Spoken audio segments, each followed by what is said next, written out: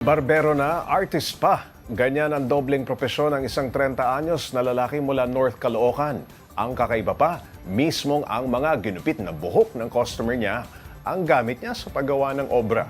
Para bigyan ng mukha ang balita, Mobile Journal Francis Rivera. Hanep ang pinapakitang talento sa pagguhit ng 30 anyos na barbero na si Anthony Razo Banzuela o mas kilala bilang Boy Buhok. Ibis kasi na lapis o pintura ang gamit niya, literal na buhok mula sa kanyang mga ginupitang customer ang ginagamit niya sa paglikha ng mga obra niya. Gaya na lang ng 3D art na ito na buhaya. Paano nga ba na-discover ni Boy Buhok na pwede palang gamitin ang pinaggupitan na buhok sa paggawa ng artwork? Yung artist kasi, pag nagwawalis, minsan may nakakita ng image, parang lumilikot yung utak. Kapag nagwawalis ako, may nakita akong image sa sahig. Sabi ko, try ko nga dito mag-drawing sa sahig gamit itong buhok na yung inawalis ko. Hindi rin basta-bastang buhok ang ginagamit niya sa guhit. Pinipili niya rin daw ang mga ito.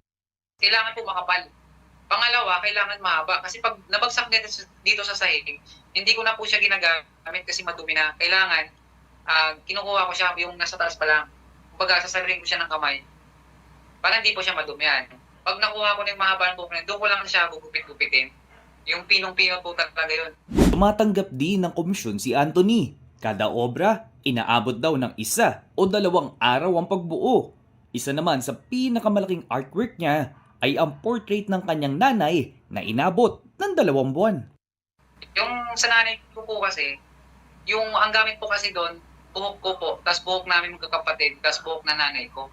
So, yun po, yung portrait, pinortrait ko kasi yung nanay ko, nagamit namin mga buhok lahat ng magkakapatid. Unti-unti nang nakikilala sa social media si Boy Buhok, pero bilang artist, meron pa rin siyang inaasam-asam. Isa sa pangarap ko po yan yung makapag-exhibit. Pero siguro, hindi pa siguro panahon na, wala pa siguro nakaka-discover sa akin na pwede natin ilagay ito sa mga, mga obra niya sa, hindi, wala pa po wala pa nag-aalok sa akin pero pangarap ko po yun. May payo naman siya sa mga kapwa artist na gustong sumubok ng ganitong medium ng art. At huwag matakot mag-explore at subukan yung mga bagong bagay at hanapin yung kung saan sila magaling. Mahalin nila yung talento nila na binigay ng Diyos para sa kanila. Kanya-kanya man ang talentong pinagkaloob sa atin, ang mahalaga ay kung paano natin ito hahasain at pahahalagahan para gamitin sa tamang pamamaraan. Mga kapatid, Mobile Journal Francis Rivera po, hatid ang mukha ng balita. Pag-usapan pa natin ang mga obra ni Boy Buhok kasama si mobile journalist Francis Rivera. Abay Francis, gaano na ba katagal na gumagamit ng pinagupitan ng buhok itong si Boy Buhok para sa kanyang mga obra? Matagal na ba siyang gumagawa ng obra bago pa siya maging barbero? Pops J, tama, no? Before pa siya maging barbero, talagang talented na raw kasi simula bata pa raw, sumasali na siya sa mga art contest. At itong ang pagka-discover niya doon sa pwede palang gamitin ng buhok sa paggawa ng art, before pandemic pa. So, around 2018 or 2019, doon niya na-discover na habang, yun nga, kwento niya, habang nagwawalis, may nakita siyang image, no? Kasi nga, malikot. Sabi niya, pwede. Pwede. So, tinaray niya. At ngayon, yan yung ginagawa niya ngayon. May formal training ba itong si Boy Buhok, Francis, sa paggawa ng mga art? Yes, Pops J. Kasi nga, since bata pa siya, no, sumasali na talaga siya sa mga art contest at inahasa niya talaga yung talent niya. So, bukod sa mga canvas, nagpo-portrait, gumagawa pa siya ng iba't iba pang mga Pati nga sa, masingit ko lang, Pops, yung sa hair tattoo. Pati sa hair tattoo, din siya. Ginagawa niya rin. So, lahat na ng, yun yung kwento niya, lahat na ng medium ng art, talaga na-explore niya na. Ibang klase itong proseso ni Boy Buhok. Kakaiba. Okay, paano naman niya pinagsasabay ang kanyang trabaho bilang barbero at artist? Yun, Pops, sa Full-time barbero siya? Yes, Pops J. Okay. Yung barbershop niya bukas sa umaga hanggang, sabi niya, mga 7 or 8. So pagdating ng mga alas 8, sarado na yan. On the side, gagawa na siya ng obra at gagawa na siya ng content niya para sa kanyang social media para ibahagi Yun nga yung mga nagagawa niyang obra. Gaya nga yan, no? Mga, Sa mga sahig, 3D ano? art. Sa sahig niya nilalata, gano'n? Yes, Pops J. At yung mga iba nga nakukuhang comment nitong si Sir Anthony o si Boy Buhok, no? Ay nasasayangan sila doon sa obra kasi nga after niyang mabidyoan, Wawalisin na. wawalisin na. Naku, sayang. Oo. Okay, mayroon na bang mga pagkakataon na yung ginupitan niyang customer ang mismong nagpa-commission sa kanya ng art? Yes, o baka inuwi. O paano naman kaya iuwi?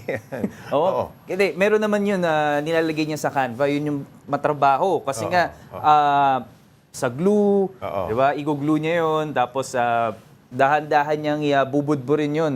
So, gagawa siya ng trace, tapos ibubudbud niya yung mga ginupit na pinong buhok. At Ako yan, no? isa nga daw Magawa siya sa- ng mga portrait, ano? isa nga raw sa kalaban niya ay electric fan. May mga hangin. Oh. Burado ka agad. Okay, magkano singil niya sa mga gustong magpa-commission sa kanya ng art? Depende yan, Pops J. Depende sa una, sa laki, sa size. Laki, syempre. Kung anong size, no? At kung Gaano ano yung kahirap yung mismong imahe? Yes, Pops J. Kasi ang ibang mga image Arranging ng mga from portrait- how much, Francis? yung natanong ko sa kanya, mga around 1,000 eh. 1,000 Pero as to- much as magkano yung pinakamahal na obrang ang nasingil niya? singil niya ay binigyan siya ng 9,500. malaki yan. Malaki Yun yung portrait. presyo niya. Pero ginawa ng 10K. So, binayaran siya ng 10K. Sinakong 10,000. Sira. Para sarado na. Saan ba makukontak itong si Boy Buhok para sa mga gustong magpa-commission ng art? Abay, magpagupit na rin kayo, ha? Hindi lang art, ano? On the side. Oo. Yes, Pops J, sa Facebook page niya, no, yung kung ano yung pangalan na gamit niya, yun din yung pangalan na Hanapin lamang sa Facebook, Boy Facebook, Buhok. At okay. kasi ang barbershop niya naman ay located sa may North Caloocan. So, pwede niyong i-PM at Bawal lang private message. mag-electric fan, ano? Bawal lang mag-electric fan habang ginagawa yung art. Okay, maraming salamat, Mobile Journal Francis Rivera.